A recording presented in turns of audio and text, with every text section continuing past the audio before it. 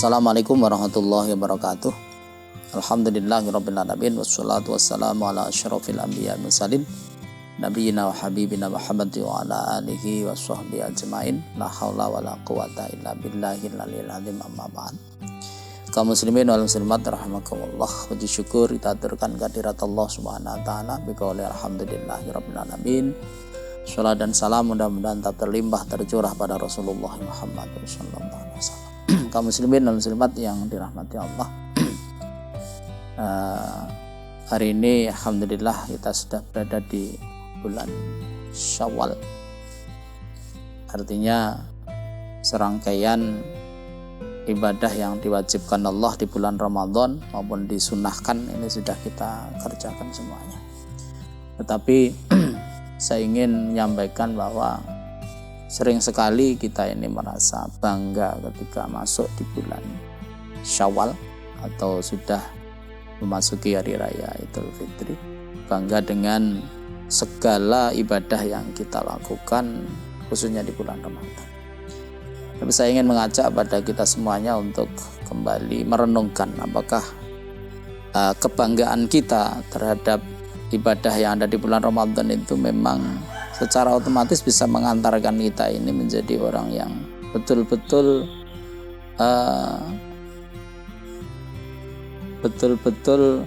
menjadi pemenang, maksud saya begitu, menjadi pemenang ketika kita menghadap Allah. Kaum muslimin yang dirahmati Allah, kalau kita lacak di dalam Al-Quran, maka sesungguhnya ibadah yang kita lakukan, kumulasi ibadah yang kita lakukan, mulai dari sholat kita, puasa kita, kemudian zakat kita, dan juga mungkin haji kita, ini kalau kita kerjakan semuanya, sesungguhnya hanya mampu mengantarkan kita ini menjadi tatakun. Sementara yang dijamin oleh Allah masuk surga itu kan sebetulnya mutakun. Maka ini yang perlu kita renungkan bersama.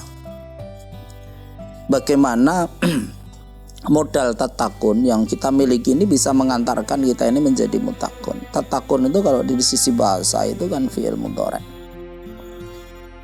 Jadi di dalam kitab I'rabul Quran disebutkan bahwa tatakun itu fi'lun mudhari'un marfu'un wa alamatu rafi'i wawu.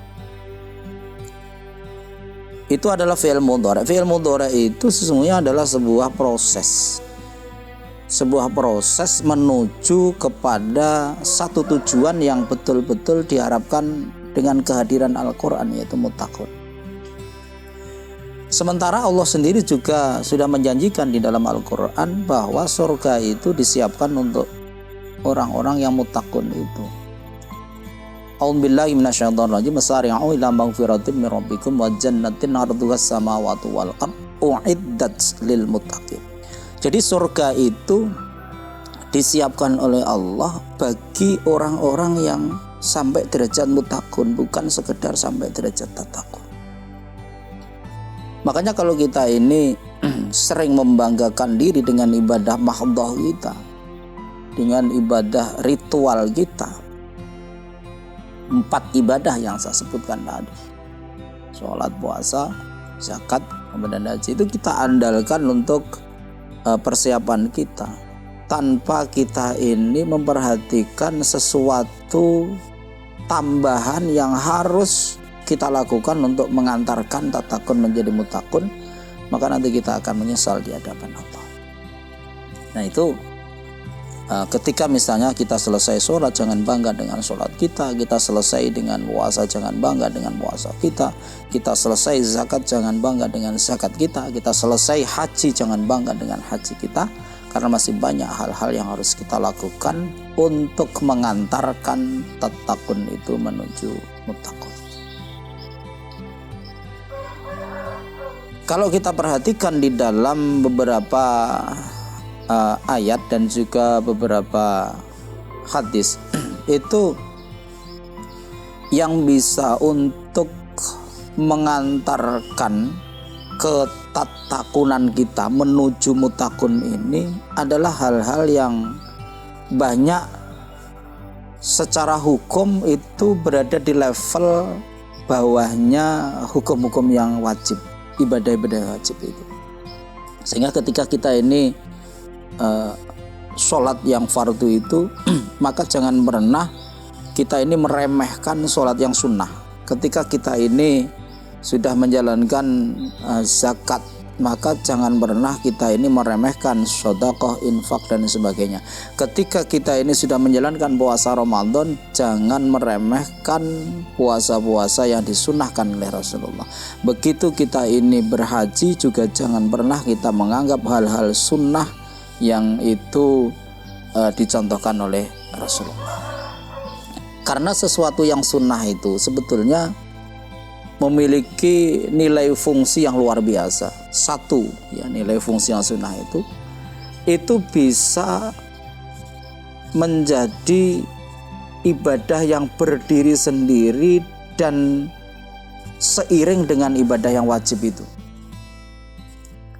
Yang pertama ini. Jadi ibadah yang sunnah, taruhlah misalnya sholat zuhur, asar, maghrib, isya, subuh ini wajib. Kemudian ada sholat sunnah. Maka sholat sunnah itu nanti akan bisa berdiri sendiri dan mendampingi sholat yang wajib itu, sehingga kualitas sholat yang wajib kita ini justru malah akan meningkat di hadapan Allah.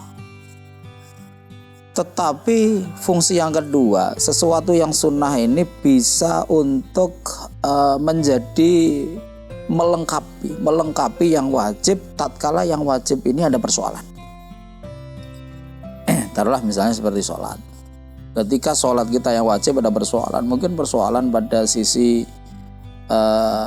pelaksanaannya, kaifiatnya, atau dalam sisi-sisi kekhusukannya begitu. Maka yang sunnah ini nanti akan bisa menambal kekurangan kita itu. Begitu pula puasa, misalnya puasa wajib Ramadan begitu. Kemudian ada masalah, maka puasa sunnah itu juga akan bisa berfungsi untuk menambah kualitas ibadah puasa kita yang wajib. Sedekah, infak dan sebagainya ini juga akan bisa untuk menjadikan kualitas puasa atau zakat kita itu menjadi baik. Dan inilah yang perlu kita perhatikan.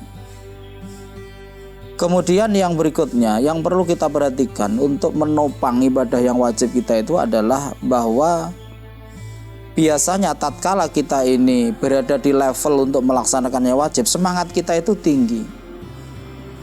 Tetapi kadang-kadang ketika kita ini berada di level untuk menjalankan ibadah yang hukumnya itu tidak wajib, itu biasanya kita ini agak rendah kualitas semangat kita ini.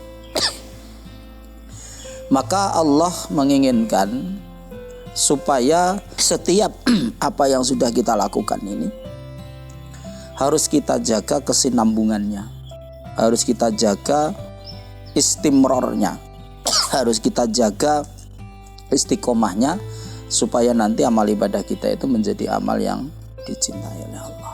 Inna habbal a'mali indallahi adwamuha. Jadi amal yang sangat dicintai oleh Allah Subhanahu wa taala itu adalah amal yang dilakukan secara kontinu, secara terus menerus.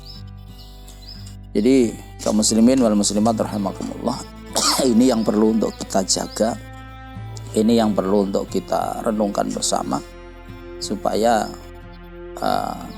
kita ini tidak membanggakan sekedar ibadah wajib yang sudah kita laksanakan. Karena sekali lagi ibadah wajib yang kita laksanakan ini nanti hanya bisa membawa kita ini di level tatakun itu. Kemudian yang juga perlu untuk kita perhatikan lagi bahwa ibadah yang wajib itu ternyata itu dinilai oleh Allah Subhanahu wa taala tidak hanya pada pelaksanaan ibadah itu, tetapi juga nanti akan dinilai Allah dari keseharian kita, di ranah sosial kita ini. Taruh seperti sholat atau puasa begitu. Maka Allah itu tidak menilai sholat hanya ketika kita ini takbiratul ihram sampai salam, tetapi nanti di luar sholat masih Allah akan menilai kita, kaitannya dengan sholat kita. Puasa juga begitu. Allah tidak hanya menilai puasa kita itu min tulu'il fajri ila ghurubi syamsi, tetapi nanti di luar itu, bahkan di luar bulan Ramadan, Allah akan masih menilai sholat kita. Zakat juga begitu. Jadi Allah tidak hanya melihat ketika kita ini mengeluarkan zakat yang telah ditentukan oleh Allah kadarnya itu, Tapi nanti di luar itu apakah kita ini masih memiliki keikhlasan untuk mengeluarkan sebagian yang kita miliki untuk kepentingan orang-orang yang membutuhkan. Ini terus dinilai oleh Allah. Haji juga begitu. Karena itu jamaah sekalian, kaum muslimin wal muslimat rahimakumullah, mari kita upayakan diri kita ini tidak sekedar berbangga ketika yang wajib kita selesaikan, tapi marilah kita lengkapi dengan yang sunnah, kita lengkapi dengan ibadah-ibadah sosial, sehingga seluruh ibadah kita ini nanti tidak hanya sampai pada titik la'allakum tattaqun, tetapi sampai titik kita ini menjadi al-muttaqun yang dijamin oleh Allah masuk surganya Allah Subhanahu wa taala. Mudah-mudahan ada manfaatnya, ada kekurangan mohon maaf. Nasrun minallah wa fathun qarib wa basyiril mu'minin. Assalamualaikum warahmatullahi wabarakatuh.